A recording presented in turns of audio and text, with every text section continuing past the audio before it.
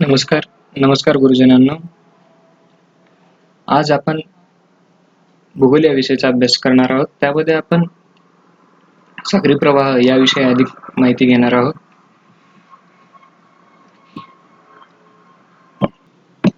तर सागर, महासागर, समुद्र याविषयी आपण आपल्या दैनंदिन जीवनामध्ये नेहमी हे शब्द वापरत असतो. परंतु काय आहे की नेमकी सागरी प्रवाह म्हणजे काय? तर सागरामध्ये जे काही लाटा असतात किंवा त्यामधील पाण्याची किंवा लाटेची जी एक दिशा असते, ती दिशा कोणत्या प्रकारची असते व कशामुळे होते, या सगळ्या घटनांचा आपण सविस्तरपणे इथे अभ्यास करणार आहोत. तर समजा की एखादा पदार्थ आपण प्रवाहित आहे असं कधी म्हणत असतो किंवा प्रवाहित पदार्थ होतो म्हणजे नेमकं काय होत असतं किंवा प्रवाह जे काही आपण निर्माण झालेलं आहे, तर यासाठी कोणकोणते पदार्थ किंवा घटक हे कारणीभूत असतात, तर याविषयी आपण पाहूया.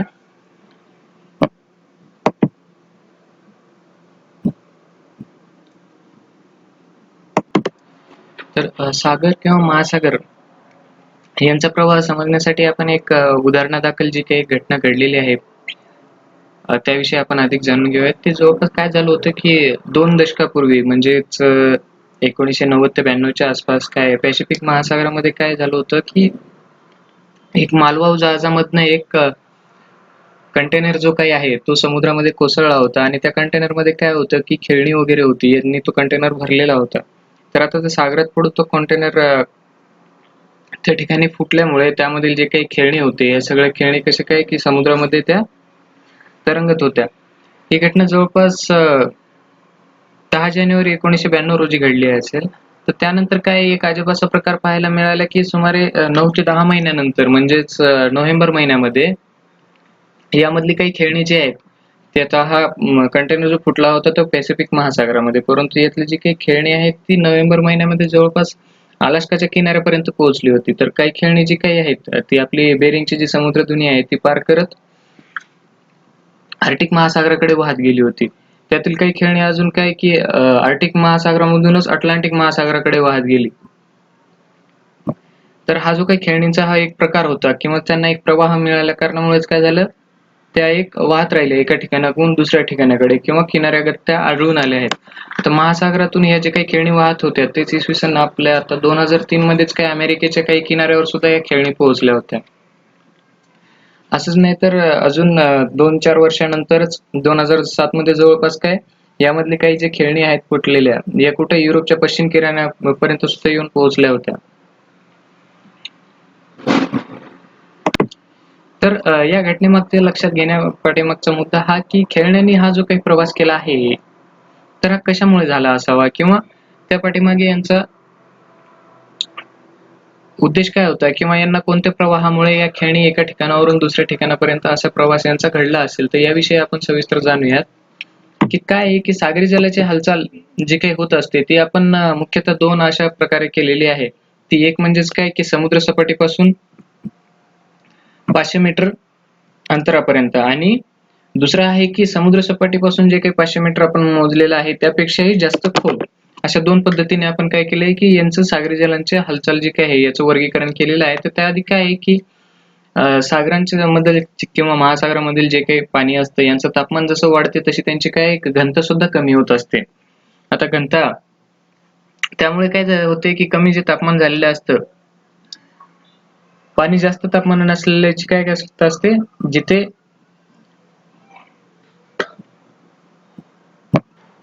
पाण्याचं तापमान कमी आहे त्या ठिकाणी त्याची जागा घेत असते. तर यामुळेच काय आहे की आपण हे जे काही यांचं हालचाल एक होत असतं, कमी तापमान असलेलं पाणी हे जास्त तापमान असलेल्या पाण्याची जी जागा घेते, यामुळेच एक काय होतो प्रवाह निर्माण होतो. तर यामुळेच काय तापमानामुळेच काय होते पाण्याची एक घनता वाढत असते, तसेच काय त्यांचा प्रवाह सुद्धा बदलत असतो. तर यावरूनच आपण असे 2 प्रकार पाडलेले आहेत. तर आता आपण पहिल्या प्रकारामध्ये पाहूयात की जे काही समुद्र सपाटीपासून 500 मीटर खोलीपर्यंतचा भाग हा वरचा थर मानला जातो. त्याचप्रमाणे काय की या खोलीपर्यंत सूर्यकिरणाची काय उष्णता एक पोहोचू शकते. त्यामुळेच काय या भागामध्ये आपण जे काही मासेमारी म्हणतो किंवा सागरी जलाची हालचाल जी काही होत असते ती मुख्यतः कशामुळे होत असते, सूर्यप्रकाश पोहोचतो म्हणजेच काय तिथे तापमानाचा पण संबंध आला आणि दुसरं काय की क्षारता. आता तापमान जसे वाढते तशीच काय एक घनता कमी होत असते, परंतु जे काही क्षारता आहे यामुळे सुद्धा यांचं प्रवाह होत असतो. आता त्याचबरोबर हे एक आहे मुद्दा की ग्रहीय वारे जे काही आहेत आपण म्हणतो, ग्राह्य वारे म्हणजेच पूर्व किंवा पश्चिम दिशाकडनं वाहणार जे काही वारे आहेत, त्यामध्येच आपण उदाहरणार्थ ग्राह्य वारे म्हणजे पूर्वीय वारे किंवा पश्चिमी वारे जे म्हणतो, यांचा सुद्धा संबंध या सागरी प्रवाहाशी आहे. तर आपण यामध्येच पाहूया की क्षितिज समांतर किंवा या पृष्ठीय सागरी प्रवाह जे काही म्हणतो, याविषयी आपण अभ्यास करूयात की भूपृष्ठावरील जे काही किंवा सागरी पृष्ठावर जे काही प्रवाह असतात, त्यामधून महासागरातील जवळपास 10% पाणी वाहते. तर काय आहे, की सागर पृष्ठावरून 500 मीटर पर्यंतचे जे काही प्रवाह हे पृष्ठभागावरील किंवा पृष्ठीय प्रवाह म्हणून समजले जातात. म्हणजेच काय, सागरचं जे काही पृष्ठभाग आहे त्यापासून खाली 500 मीटर अंतरापर्यंतचा प्रवाह आपण काय मानला जातो, की पृष्ठावरील प्रवाह समजले जातात. तर या प्रवाहातून वाहणारा जो काही विसर्ग आहे ते कशामध्ये, स्वेड्रप या एककामध्ये मोजले जातात. आता एक स्वेड्रप म्हणजेच काय आहे, की 10⁶ म्हणजेच 10⁶ एवढे घनमीटर प्रति सेकंद विसर्ग असतो पाण्याचा. तर सागर जलाची जी काही क्षितिज समांतर हालचाल आहे ही कशी होत असते, उष्ण प्रवाहाकडून शीत प्रवाहाकडे या स्वरूपाची होत असते. आता सपोज की विषुववृत्ताकडून ध्रुवाकडे व ध्रुवाकडून विषुववृत्ताकडे हे प्रवाह कसे वाहत असतात. आता यामध्ये एक गोष्ट लक्षात घ्या की 0 डिग्रीचा जो काही अक्षवृत्त असतो त्यालाच आपण काय म्हणतो, हा विषुववृत्त म्हणत असतो. तर या विषुववृत्ताकडून कसे ध्रुवाकडे, जेच की हे उत्तर ध्रुव आणि ह्या खालचा काय की दक्षिण ध्रुव, याकडे हे प्रवाह काय असतात, वाहत असतात. त्याचप्रमाणे काय, उष्ण आणि शीत प्रवाहाच्या स्वरूपामध्ये ही एक हालचाल होत असते. म्हणजेच काय, उष्ण प्रवाह शीत प्रवाहांची जागा घेतो, तसेच शीत प्रवाह काय उष्ण प्रवाहांची जागा घेत असते. तर हे प्रवाह काय असते की मोठ्या प्रमाणावर कशामुळे होत असते, ग्राह्य वारे यांच्यामुळेच हे प्रवाह काय होत असतात. त्यामुळे काय आहे की हे अंतर दूरपर्यंत पार करून या खेळण्या पोहोचल्या असतील, असं सुद्धा आपण एक अनुमान लावू शकतो. तर महासागराचे पाणी हे विषुववृत्ताकडून दोन्ही ध्रुवाकडे व तिथून पुन्हा विषुववृत्ताकडे हे काय प्रवाहित होत असते. तर आपण काय,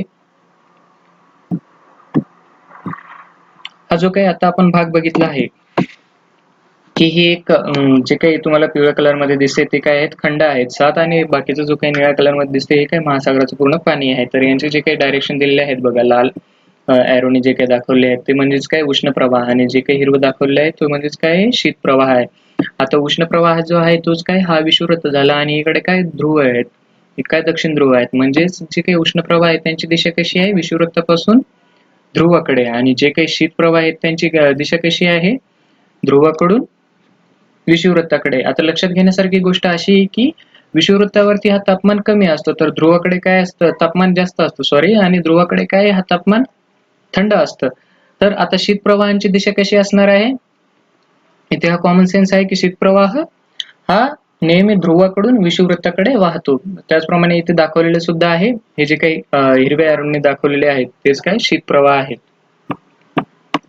तर याच प्रकारे आपण पुढे बघूयात की जे काही सागरीचे प्रवाह आहेत यांचे मुख्य प्रकार सुद्धा याच्यावरूनच पाडलेले आहेत, की म्हणजे दोन प्रवाह, शीत किंवा उष्ण प्रवाह जिथे एकत्रित होतात त्यांना आपण काय नावं दिलेली आहेत, किंवा वेगवेगळे जे काही नावं आहेत याविषयी आपण अभ्यासूया. तसेच विषुववृत्ताकडून जे काही ध्रुवाकडे वाहणारे प्रवाह आहेत यांचे वेगवेगळे प्रकार सुद्धा आहेत. आता ध्रुवीय प्रदेशाकडून जे काही विषुववृत्ताकडे वाहणारे प्रवाह आहेत, म्हणजेच काय की या ध्रुवाकडून जे विषुववृत्तीय प्रदेशाकडे वाहतात यांचे सुद्धा वेगवेगळे प्रकार असे आहेत. आता सागरी प्रवाह काही ठिकाणी आपल्याला काय वर्तुळाकार असे फिरताना दिसत असतात. तर उत्तर आणि दक्षिण गोलार्धामध्येच हा फरक दिसत असतो आपल्याला, कारण काय याची डायरेक्शन कोणत्या पद्धतीने आहे आणि ह्या उत्तर प्रवाहामध्ये कशी आहे, दक्षिण प्रवाहामध्ये कशी आहे, हे सगळं कशामुळे होत असतं, तर याविषयी आपण जाणूयात. आता ज्या भागामध्ये दोन्ही प्रवाह एकत्र येतात, जसे की उष्ण आणि शीत प्रवाह एकत्र येत असतात, त्या ठिकाणी नेमकं काय घडत असतं याविषयी सुद्धा आपण सविस्तरपणे पाहणार आहोत.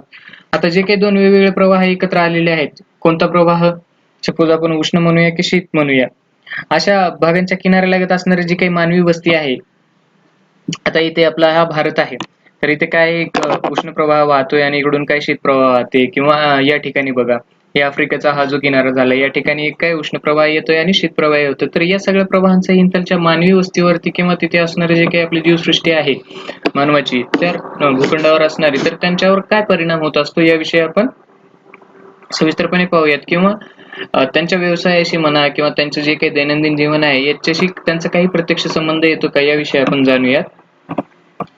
तर सागरी प्रवाह हे प्रामुख्याने कशामुळे होत असते, की आपण पाहिले की सागर जलाचे तापमान, क्षारता आणि घनता या 3 गोष्टीवरती काय होत असतं, सागरी प्रवाह प्रामुख्याने निर्माण झालेला असतो, हे आपल्याला माहित आहे, आत्ताच आपण सविस्तरपणे बघितलं आहे. तर मुख्य कारण असं आहे की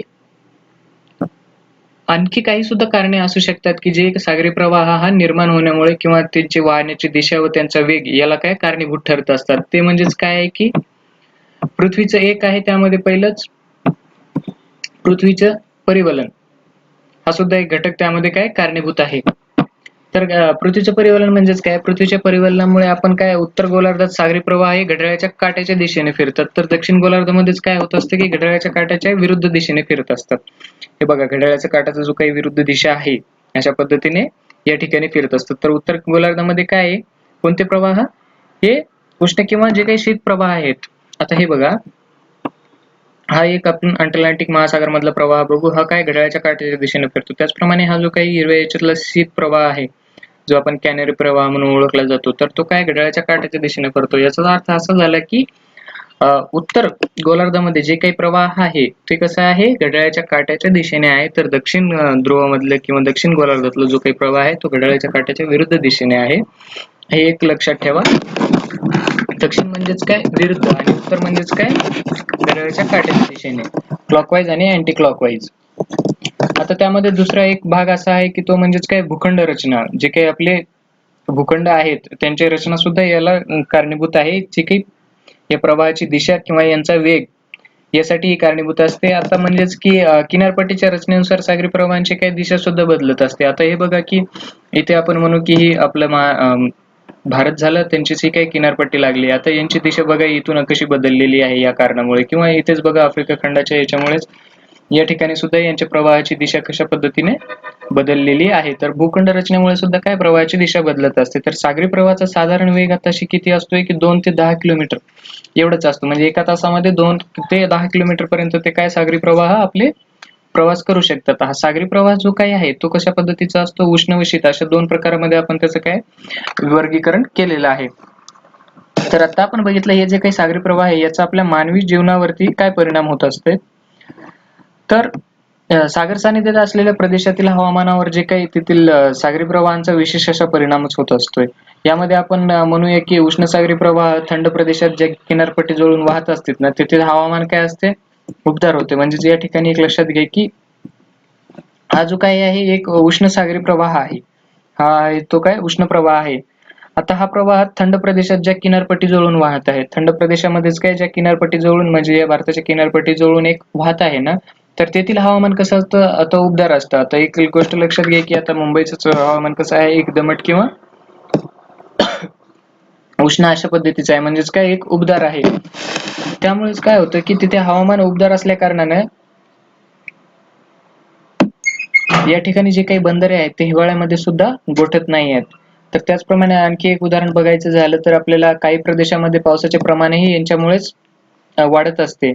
तर आता उदाहरणादाखल बघूया की दक्षिण अलास्का व जपानच्या किनाऱ्याजवळून वाहणारे जे काही उष्ण प्रवाह आहेत हे काय दक्षिण अलास्का किंवा जपान जवळ वाहणारे जे काही आपले याचे उष्ण प्रवाह आहेत यामुळे काय होतं की किनाऱ्याजवळून जे काही उष्ण प्रवाह वाहत आहे त्यामुळे तेथील थंडीची तीव्रता काय होते की कमी होत असते. त्यामुळेच काय की येथील जे काही हवामान आहे ते कसं आहे उबदार अशा प्रकारचं बनलेलं आहे.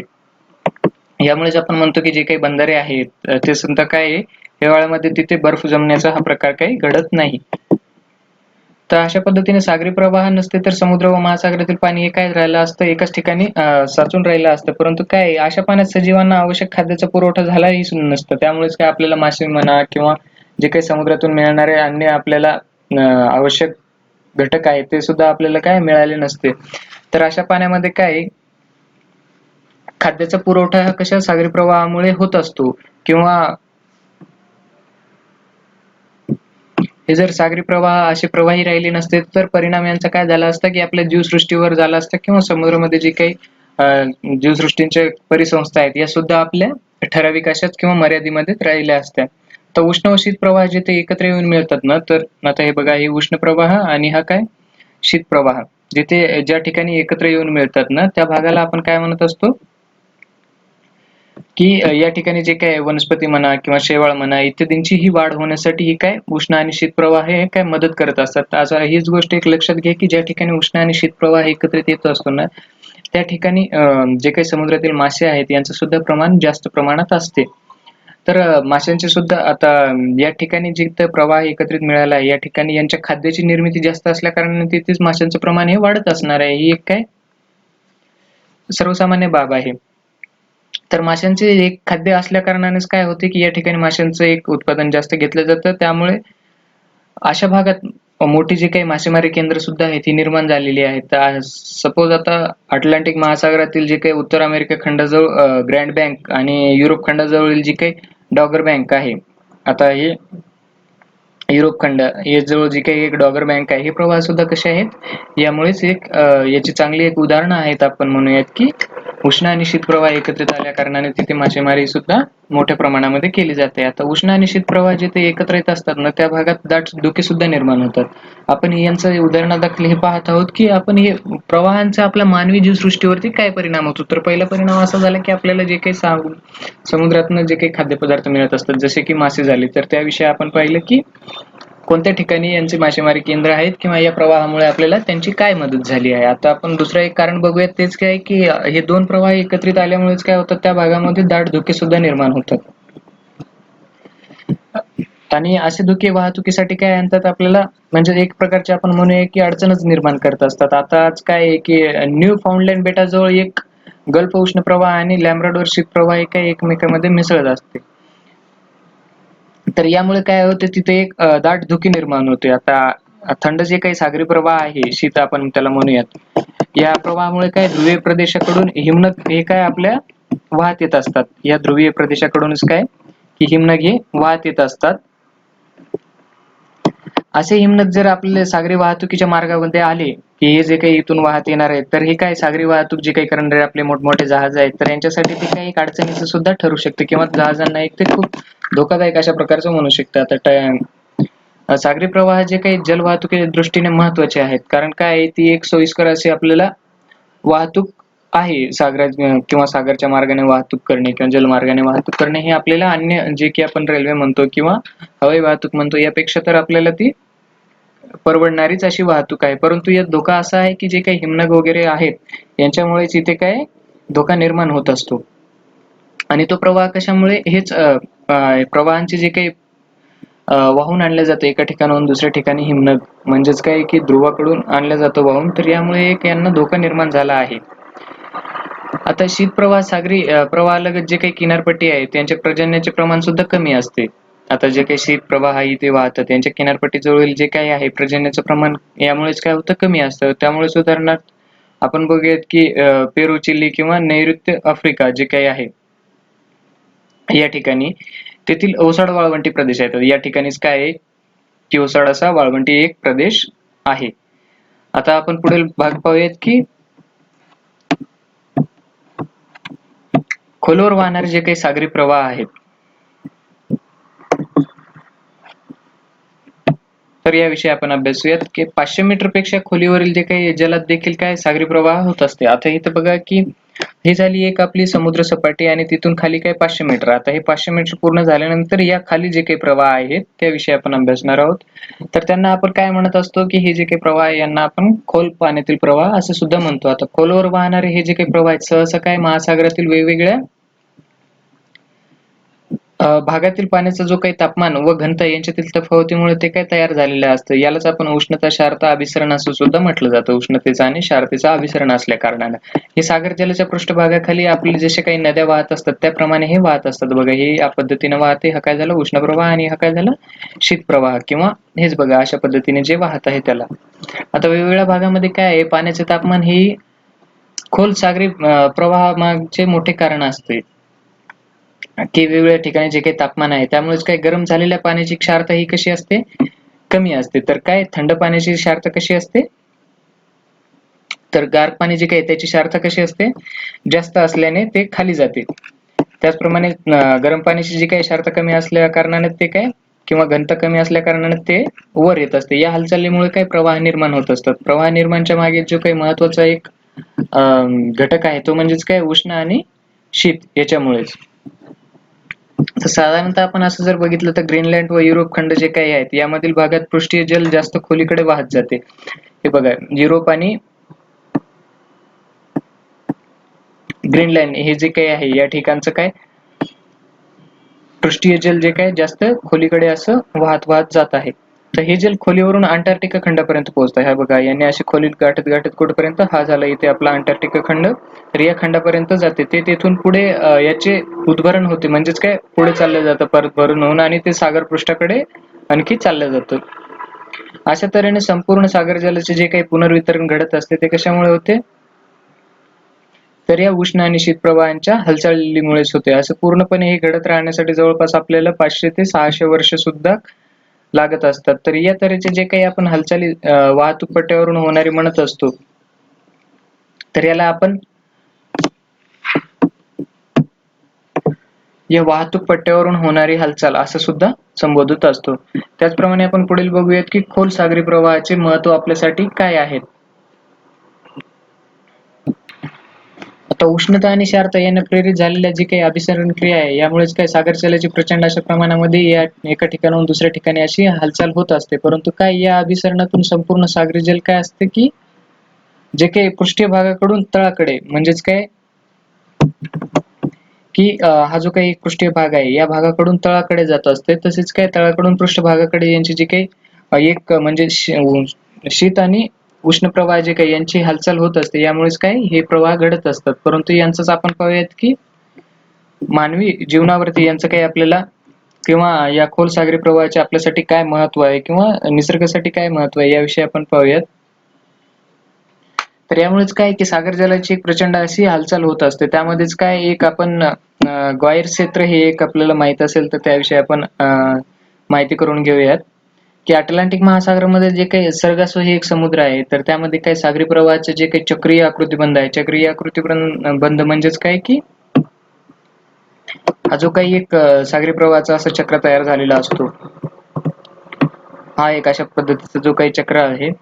तर या सर्गासो समुद्र जे काही अटलांटिक महासागरामध्ये आहे, तर याचा कशामुळे प्रवाह तयार झालेला आहे की या चक्रीय प्रवाहाच्या आकृतिबंधामुळे झालाय. आता यांच्या सीमावर जो काही जमिनीचा भाग काय तिथे आपल्याला तो दिसेनासा होतो, तर फक्त तिथे काय वेगवेगळ्या प्रवाहाने हा जो काही सीमित झालेला एक भागच आहे. तर सागरी प्रवाहाच्या चक्रीय आकृतिबंधामुळेच काय झालं, महासागराच्या काही भागामध्ये अशी वैशिष्ट्यपूर्ण परिस्थिती एक निर्माण झालेली आहे. अशा क्षेत्रांनाच आपण काय म्हणत असतो की ग्वायर्स असं म्हणत असतो. तर हे जे काही ग्वायर्स आहेत हे कोणत्या आपल्या सर्गासो या नावाच्या अटलांटिक महासागरामध्ये हा आपल्याला आढळतो. तर याला आता जे काही सर्गासो हे नाव मिळालं आहे ते मिळण्यामागचं कारण की तिथे जे काही एक गवताचा प्रकार आढळतो, तर या गवताचे नाव काय आहे, सर्गासो असे आहे. यावरूनच त्यांना काय सर्गासो असे हे नाव प्राप्त झाले आहे. येथील जे काही सागरांचे जल आहे ते एकदम कसं स्थिर असतं, त्यामुळेच हा समुद्र काय जवळपास 1100 किमी रुंद व 3200 किलोमीटर एवढा लांब आहे. आता फक्त इथे लक्षात घेण्यासारखी गोष्ट अशीच की ग्वायर क्षेत्र म्हणजेच काय जिथे शीत आणि उष्ण प्रवाहाच्या आकृतिबंधामुळे निर्माण झालेला जो काही प्रवाह आहे त्यालाच आपण काय म्हणतो की ग्वायर्स असे म्हटलं जातो. आता पुढे आपण पाहूयात की सागरी प्रवाहाचा जे काही चक्राकार आकृतिबंध आहे, तर त्यामुळे काय हा प्रवाह एक निर्माण झालेला आहे. आता या ठिकाणी आणखी एक गोष्ट लक्षात घेण्यासारखी ती म्हणजे अशीच की सागरी प्रवाह जे आहेत ते किनाऱ्यालगत अगदी जवळून वाहत नाहीत कधीच, कारण ते काय किनाऱ्याजवळून वाहण्यासाठी त्यांना काय किनाऱ्यावर जी काही पाण्याची खोली असते ती खूप कमी असते. त्यामुळेच काय की हे साधारणतः समुद्रबुडची जी काही जमीन आहे त्याच्या आधीसीमेजवळून वाहत असतात, म्हणजेच काय खूप खोल पाण्यामधूनच हे वाहत असतात. त्याचबरोबर काय की सागरी प्रवाहाचा वेग जर कमी असला तरी त्याचबरोबर वाहून येणारे जे काही प्रचंड पाणी आहे यांचं प्रमाण खूप काय मोठ्या प्रमाणामध्ये असतं. आणखी एक गोष्ट अशी की पश्चिम वाऱ्याच्या प्रभावाखाली, म्हणजे हे काय झाले ग्रही एक वारे झाले ना, यांच्या प्रभावाखाली मध्य अक्षवृत्ताच्या आसपास असणारे जे काही सागरी प्रवाह आहेत ते पश्चिमेकडून पूर्वेकडे वाहत असतात. म्हणजेच या ठिकाणचे जे काही आहे ते कुठे आता ही झाली की पश्चिम दिशा इकडून काय पूर्वेकडे हे वाहत असतात. मात्र जे काही विषुववृत्ताजवळील आहे प्रवाह हे कसे वाहतात की विषुववृत्त म्हणजेच हे ठिकाणचं जे आहे ते कसेच पूर्वेकडून हे काय पश्चिमेकडे वाहत असतात. त्यामुळे सागरी प्रवाहाचे चक्राकार असे काय झाले की आकृतिबंधच इथे तयार झालेला आहे. आता या पद्धतीने आपण आज जो काय आहे सागरी प्रवाह याविषयी अभ्यासलेला आहे. तर आता आपण आपल्या प्रश्न उत्तराकडे वळूया. तर यामध्ये असं आहे की लॅब्राडोर प्रवाह कोणत्या महासागरात आहे? जे काही आपण पूर्ण चॅप्टर झाल्यानंतर एक हे घेत आहे, क्वेश्चन घेत आहे, तर हे क्वेश्चन तुम्ही सिरियसलीपणे सॉल्व्ह करावे किंवा त्यांचे उत्तर देण्याचा प्रयत्न करावा अशी अपेक्षा मी तुमच्याकडनं करतो. कारण फक्त संकल्पना समजून घेतल्यानेच काही आपला पूर्ण अभ्यास झाला असं म्हणता येणार नाही. तर जास्तीत जास्त आपल्याला प्रश्नांचा सुद्धा सराव केला पाहिजे. तर त्यासाठी तुम्ही जरूर यांचे जे काही उत्तर झालेले आहेत तुम्हाला येत असतील तर कमेंट्स मध्ये मला जरूर कळवा. तर आता आपण क्वेश्चन पाहूयात की लॅब्राडोर प्रवाह कोणत्या महासागरामध्ये आहे? तसेच उष्ण व सागरी प्रवाह जिथे एकत्र येतात त्या प्रदेशात कशाची निर्मिती होते? उत्तर ध्रुवीय प्रदेशापासून जे काही अंटार्क्टिकेपर्यंत वाहणारे प्रवाह आहेत ते कोणकोणते आहेत याविषयी सुद्धा तुम्ही मला कळवा.